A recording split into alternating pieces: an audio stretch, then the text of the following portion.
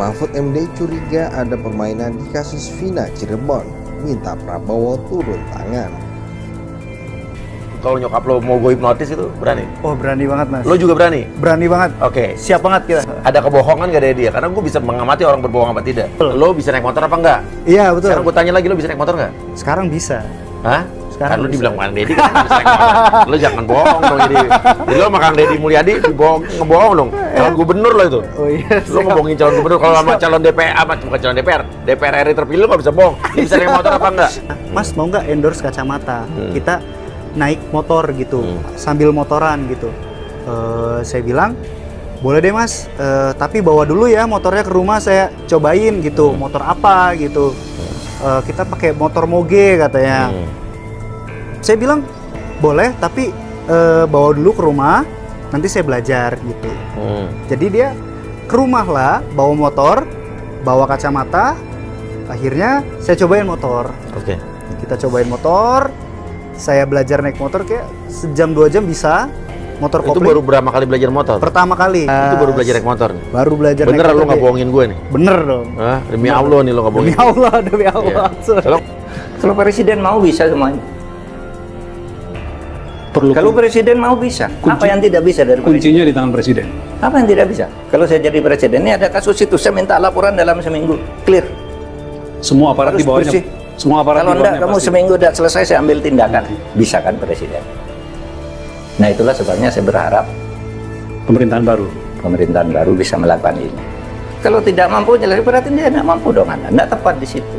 Mungkin Anda terlibat. Mungkin Anda ikut main. Mungkin Anda takut. Dan kasus ini selamanya mungkin dibiarkan begitu Pak ya, tidak ingin Nah ini diselesaikan. makanya sekarang ini yang terjadi. Saya ngeri loh, penegakan hukum kita itu kayak gitu sekarang. Salah satu dari 5 anak Bupati Cirebon ini tidak tahu membawa motor, weh. Menurut keterangan menantu dan menurut keterangan mamanya dan semua keluarga, kalau salah satu dari 5 anak bupati ini nggak bisa bawa motor dari mulai lahir.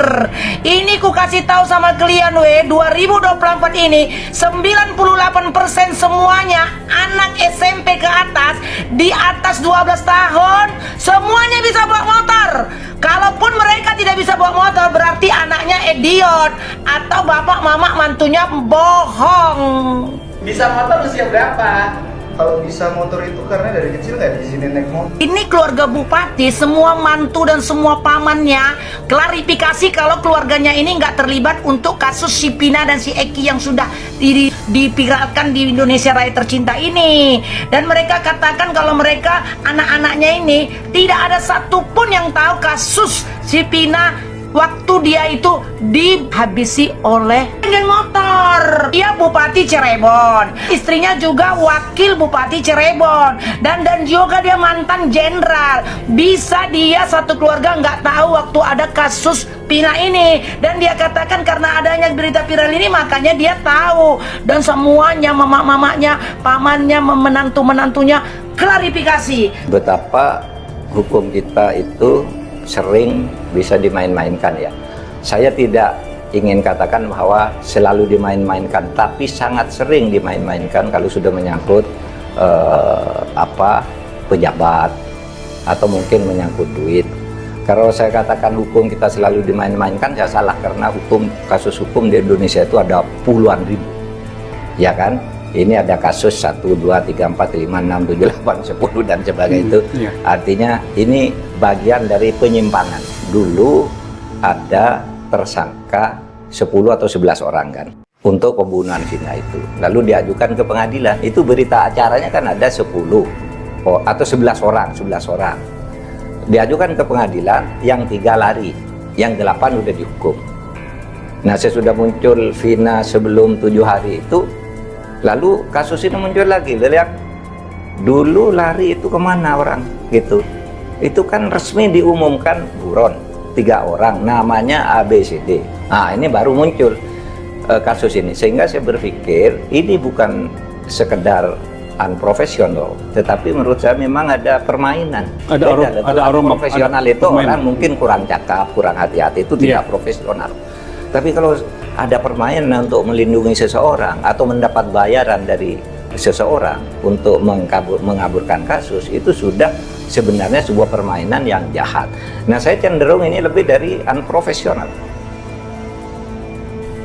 Mantan calon wakil presiden Mahfud MD buka suara perihal penegakan hukum dalam kasus Vina Cirebon. Mahfud MD yang juga mantan Menteri Koordinator Bidang Politik Hukum dan Keamanan itu menilai ada permainan dalam penanganan kasus Vina Cirebon.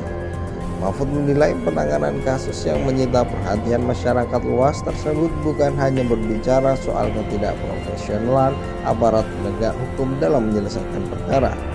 Komentar itu disampaikan Mahfud dalam channel YouTube-nya Mahfud MD Official yang tayang Selasa 11 Juli 2024. Saya berpikir ini bukan sekedar unprofesional, tapi ada permainan. Kalau ada pelindungan kepada seorang atau mendapatkan bayaran dari seseorang untuk mengaburkan kasus ini, sudah menjadi permainan yang jahat. Saya cenderung berpikir ini lebih dari unprofesional, tapi ada permainan, ungkap Mahfud. Mahfud yang memberikan analisanya menyoroti beberapa hal yang perlu diperhatikan saat polisi merilis 3 buron pelaku kasus Vina Cirebon setelah filmnya viral. Hal lain yang membuat Mahfud heran adalah ditangkapnya Peggy Setiawan pelaku buron.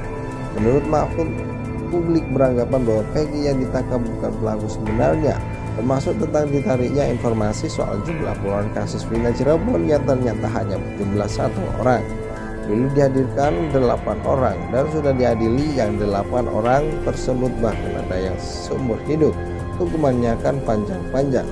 Lalu yang 3 buron ini dilupakan sampai 8 tahun yang membuat orang kaget, lalu perkara dibuka lagi. Konyolnya lagi, dulu di berita acara resmi yang dirilis ada 3 buron.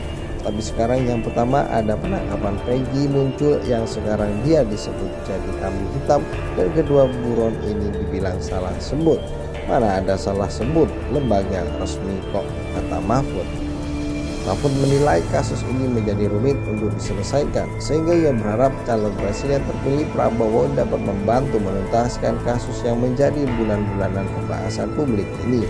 Kalau Pak Prabowo mau menyelesaikan kasus ini, nggak akan merugikan posisi politik dia ataupun posisi ekonominya dia kok. Ini persoalan kriminal jahat, harap Mahfud. Menteri Hukum dan HAM RI Yasona Laoli menanggapi penanganan kasus tewasnya sepasang kekasih Vina dan Eki, atau yang lebih dikenal kasus Vina Cirebon. Kata Yasona, sejatinya Polri bisa bekerja secara transparan dan membongkar secara tuntas segala kejanggalan yang menjadi pertanyaan masyarakat.